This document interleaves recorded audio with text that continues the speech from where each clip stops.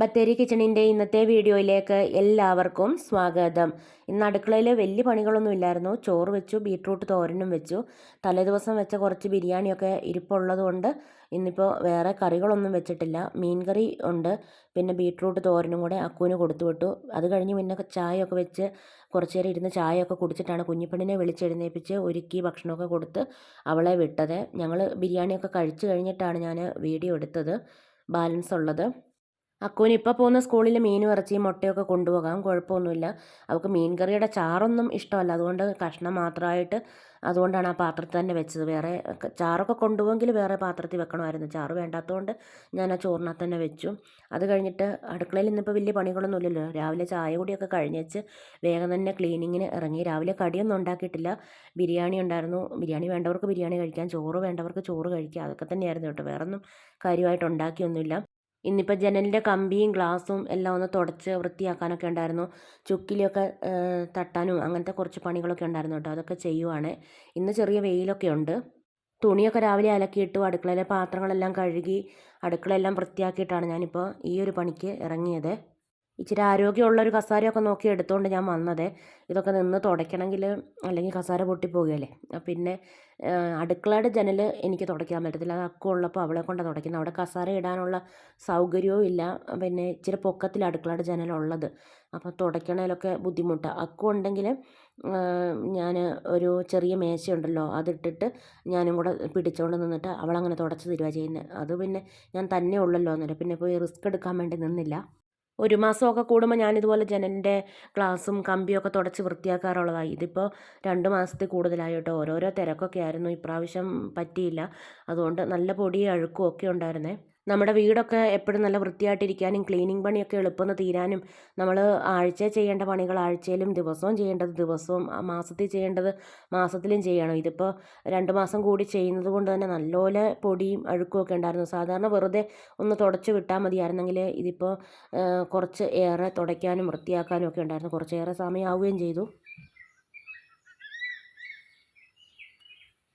ഒരു പരുന്ത് രാവിലെ മുതൽ വട്ടമിട്ട് ഇങ്ങനെ നടപ്പുണ്ട് കേട്ടോ. നമ്മൾ കോഴിയൊന്നും പുറത്ത് വിടുന്നൊന്നുമല്ല. പിന്നെ ഇവിടെ കോഴിക്കുഞ്ഞൊന്നും ഈ പരിസരത്ത് എവിടെ ഇല്ലേതാനും. നമ്മുടെ വീടിൻ്റെ ചുറ്റുവട്ടത്തൊക്കെ ആയിട്ട് കോഴി വളർത്തുന്ന ആൾക്കാരൊക്കെ കുറവാട്ടോ. നമ്മളും വേറെ 1-2 വീട്ടുകാരും മാത്രമേ ഉള്ളൂ.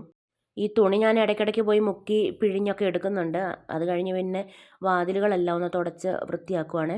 പിന്നെ fridge, washing machine, dining table അങ്ങനെ എല്ലാം തുടച്ച് വൃത്തിയാക്കിയെടുത്തു. പ്ലാസ്റ്റിക്കിൻ്റെ കസേരകളൊക്കെ വല്ലപ്പോഴും ഒന്ന് കഴുകി ഉണക്കുകയൊക്കെ ചെയ്യും. ഇന്നിപ്പം കസേരകൾ എല്ലാം തുടച്ച് വൃത്തിയാക്കിയതേ ഉള്ളൂ. പഴം കൊണ്ട് എളുപ്പം ഉണ്ടാക്കാൻ പറ്റുന്നൊരു പലഹാരമാണ്. വൈകുന്നേരം പിള്ളേർ സ്കൂളിലൊക്കെ വിട്ട് വരുമ്പോൾ കൊടുക്കാൻ പറ്റുന്ന ഹെൽത്തി ആയിട്ടുള്ള ഒരു പലഹാരം കേട്ടോ. ഞാനിപ്പോൾ ഗോതമ്പ് പൊടി എടുത്തേക്കുന്നത്. മൈദ കൊണ്ടും ചെയ്യാം, മൈദ കൊണ്ടാണെങ്കിൽ കൂടുതൽ ടേസ്റ്റാണ്. പക്ഷേ ഹെൽത്തി ആയിട്ട് ഉണ്ടാക്കുന്നതായതുകൊണ്ട് പിള്ളേർക്ക് കൊടുക്കാനൊക്കെ അല്ലേ, അപ്പോൾ ഗോതമ്പ് പൊടിയാണ് തന്നെയാണ് ഏറ്റവും നല്ലത്. ഇവിടെ അക്കുവിന് ഗോതമ്പിൻ്റെ ഒരു ടേസ്റ്റൊന്നും അത്ര വലിയ ഇഷ്ടമല്ല കേട്ടോ. അവൾക്ക് മൈദയും കൊണ്ട് ഉണ്ടാക്കുന്ന ഏറ്റവും കൂടുതൽ ഇഷ്ടം. എന്നാണ് ഞാനിപ്പോൾ ഗോതമ്പ് എടുത്തേക്കുന്നത്. ചില ആൾക്കാർക്കുണ്ടല്ലോ ഗോതമ്പിൻ്റെ ഒരു രുചി ഇഷ്ടമില്ലാത്ത ആൾക്കാർ. അപ്പം ഞാനിപ്പോൾ ഗോതമ്പ് പൊടി ഒന്ന് ഇടഞ്ഞെടുത്തിട്ടുണ്ട്. 2 പഴം എടുത്തിട്ടുണ്ട്. ഈ പഴം ഒന്ന് ചെറുതായിട്ട് മുറിച്ചെടുക്കണം, നുറുക്കി എടുക്കണം. ഈ ഗോതമ്പ് പൊടി ഈ പാത്രത്തിലേക്ക് ഇട്ടിട്ട് ദോശമാവിൻ്റെ പരുവത്തിലൊന്ന് കലക്കിയെടുക്കണം. അരിഞ്ഞു വെച്ചേക്കുന്ന പഴം നെയ്യിൽ ഒന്ന് വാട്ടിയെടുക്കുക കേട്ടോ. കുറച്ച് നെയ്യ് ഒഴിക്കാം. ഇനി പഴം അങ്ങ് ഇട്ട് കൊടുക്കുവാണേ. ഇടയ്ക്കിടയ്ക്കൊന്ന് ഇളക്കി കൊടുത്തിട്ട് ചെറിയ തീയിൽ വെച്ചിട്ട് വാട്ടിയെടുക്കാം. വല്ലാതെ പഴുത്തു പോയ പഴമല്ല ഇതിനെടുക്കുന്നത്. ഒരു പിന്നെ പഴുക്കുകയും വേണം, എന്നാൽ വല്ലാതെ പഴുത്തു പോകാനും പാടില്ല. ആ ഒരു രീതിയിലുള്ള പഴം എടുക്കണം. പഴം ഒന്ന് വാടി വന്നിട്ടുണ്ട്. ഇതിലേക്ക് കുറച്ച് തേങ്ങ ചിരണ്ടിയത് ഇട്ട് കൊടുക്കുക.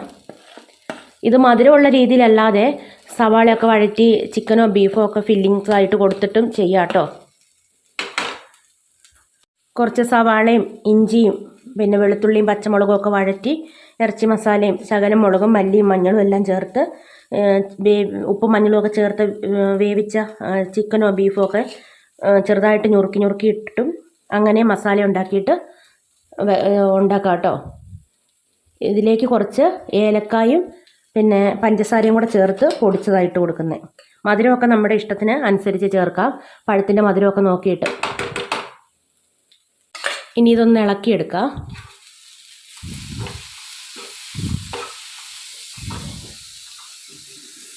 ഈ ഗോതമ്പ് പൊടി ഒന്ന് കലക്കിയെടുക്കാൻ വേണ്ടി പോവുകയാണ്. ദോശയുടെ ഒരു അയവിൽ ഒരു നുള്ള് ഉപ്പ് ചേർത്ത് കൊടുക്കാം. പിന്നെ ഒരു മുട്ട പൊട്ടിച്ച് ഒഴിച്ചു കൊടുക്കുന്നുണ്ട്.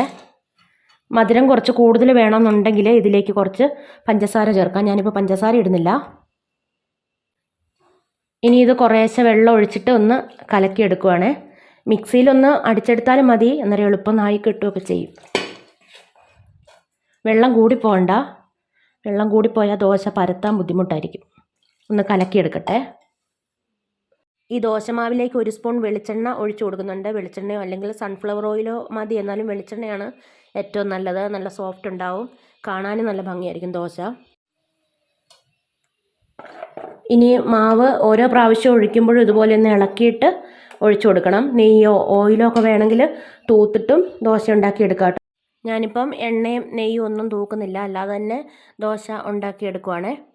ഇത് ഉണ്ടാക്കിയെടുക്കാനൊക്കെ നല്ല എളുപ്പമാണ്, പെട്ടെന്ന് ആവുന്നൊരു പലഹാരമാണ്. കനം കുറച്ച് വേണം ദോശ ഉണ്ടാക്കിയെടുക്കാൻ. പിന്നെ ആ ഒരു നേരത്തെ ഉണ്ടാക്കിയ പഴത്തിൻ്റെ മിക്സ് ഇല്ലേ, അതിലേക്ക് അണ്ടിപ്പരിപ്പോ മുന്തിരിയൊക്കെ വേണമെങ്കിൽ അതും ചേർത്ത് കൊടുക്കാം. പിന്നെ പഴത്തിൻ്റെ മിക്സ് ഞാൻ ചെറുതായിട്ട് ഒന്ന് ഉടച്ച് വെച്ചിട്ടുണ്ട്. തവി കൊണ്ട് തന്നെ ഒന്ന് ചെറുതായിട്ട് ഉടച്ചെടുത്താൽ മതി. എന്നിട്ട് ഇത് ഇനി ഇതിലേക്ക് വെക്കുവാണേ. ഈ ഉണ്ടാക്കിയെടുത്ത ദോശയിലേക്ക് 1 സ്പൂൺ പഴത്തിൻ്റെ മിക്സ് വെച്ചിട്ട് നമുക്കിഷ്ടമുള്ള ഷേപ്പിൽ മടക്കി ഇങ്ങനെ തന്നെ വേണമെങ്കിലും കഴിക്കാം. ഞാനിപ്പോൾ വേറൊരു രീതിയിൽ ചെയ്യുന്നുണ്ട്, അത് കാണിച്ചു തരാം. അന്നേരം ഒന്നുകൂടെ നല്ല ടേസ്റ്റാണ് അങ്ങനെ കഴിക്കാൻ വേണ്ടിയിട്ട്. ഇത് ഇതുപോലെ ഒന്ന് മടക്കിയെടുക്കാം. ഈ സൈഡ് മടക്കിയിട്ട് ഇവിടവും കൂടി ഇങ്ങനെ ഒന്ന് മടക്കി വെക്കാം. ദോശ ഉണ്ടാക്കുമ്പം കനം കുറച്ച് വേണം പരത്തി ഉണ്ടാക്കാൻ വേണ്ടിയിട്ട്. പിന്നെ ദോശ നന്നായിട്ട് വെന്ത് കിട്ടണം, പക്ഷേ ഫ്രൈ ആയി പോകണ്ട, അന്നേരം സോഫ്റ്റ് അങ്ങ് പോകും. അതുകൊണ്ട് സോഫ്റ്റ് ആയിട്ടുള്ള രീതിയിൽ ഉണ്ടാക്കിയെടുക്കണേ. ഇനി പാനിലേക്ക് കുറച്ച് നെയ്യ് ഒഴിക്കുന്നുണ്ട്. അത് കഴിഞ്ഞിട്ട് ഈ ദോശയൊന്ന് മുക്കി ഫ്രൈ ചെയ്യാൻ വേണ്ടിയിട്ടൊരു മിക്സ് ഉണ്ടാക്കണം. ദോശയൊക്കെ ഉണ്ടാക്കിയിട്ട് അതുപോലെ മടക്കി വെച്ചിട്ടുണ്ട്. ഇനിയിപ്പോൾ ഒരു മിക്സ് ഉണ്ടാക്കിയിട്ട് അതിൽ മുക്കിയിട്ട് ഒന്ന് ഫ്രൈ ആക്കി എടുക്കുക കേട്ടോ ദോശ. ഒരു മുട്ട പൊട്ടിച്ചൊഴിച്ചു. ഇനി ഇതിലേക്ക് കുറച്ച് പാലൊഴിക്കുന്നുണ്ട്, പിന്നെ കുറച്ച് പഞ്ചസാരയും. നമ്മൾ ബ്രെഡൊക്കെ മുക്കി പൊരിക്കാൻ ഒരു മിക്സ് ഉണ്ടാക്കില്ലേ, അതുപോലെ തന്നെ. മധുരമൊക്കെ നമ്മുടെ ഇഷ്ടത്തിനനുസരിച്ച് ചേർക്കാം. പിന്നെ പാല് ഒരുപാട് ആവണ്ട കേട്ടോ, കുറച്ച് മതി, 1-1.5 സ്പൂണോ മതി. ഞാൻ തറ തുടച്ചുകൊണ്ടിരിക്കുമ്പോഴാണ് സെൻസസ് എടുക്കാൻ വേണ്ടി ആൾക്കാർ വന്നത്. പിന്നെ അവർ പോയി കഴിഞ്ഞിട്ട് ഞാൻ ബാക്കി തറ തുടയ്ക്കാനുള്ളതൊക്കെ എല്ലാം അവിടെ ഇട്ടേച്ച് വേഗം ആ പലഹാരത്തിൻ്റെ പണികളൊക്കെ ചെയ്തു. അത് കഴിഞ്ഞിട്ട് ഇപ്പോൾ കുഞ്ഞിപ്പെണ്ണിൻ്റെ ബസ് വരാൻ സമയമായിട്ടുണ്ട്. വേഗം ബാക്കി തുടച്ച് ഒന്ന് വൃത്തിയാക്കുക, എന്നിട്ട് അവളെ കൂട്ടാൻ പോകണം. കുഞ്ഞിപ്പെണ്ണിൻ്റെ ബസ് വന്നിട്ടുണ്ട്, കുഞ്ഞിപ്പെണ്ണിനെ കൂട്ടിക്കൊണ്ട് വരട്ടെ, എന്നിട്ട് വേണം ബാക്കി ചെയ്യാൻ വേണ്ടിയിട്ട്.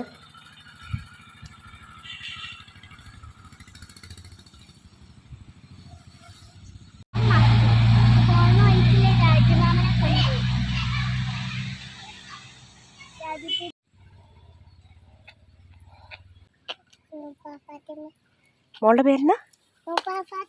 എവിടെ പോയതാ?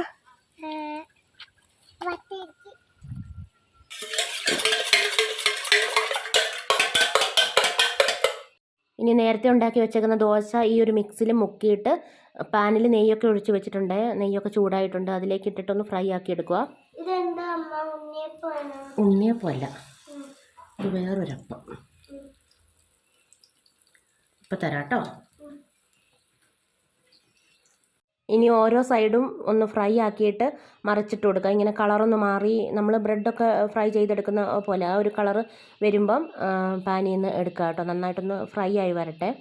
ഇന്നത്തെ വീഡിയോയും വിശേഷങ്ങളൊക്കെ ഇവിടെ നിർത്തുകയാണ്. വീഡിയോ കണ്ട് ഇഷ്ടമാവുകയാണെങ്കിൽ സബ്സ്ക്രൈബ് ചെയ്യാനും ലൈക്ക് ചെയ്യാനും ഷെയർ ചെയ്യാനും കമൻറ്റ് ചെയ്യാനൊന്നും മറന്നു പോകരുതേ. നാളെ പുതിയൊരു വീഡിയോയുമായി നമുക്ക് വീണ്ടും കണ്ടുമുട്ടാം.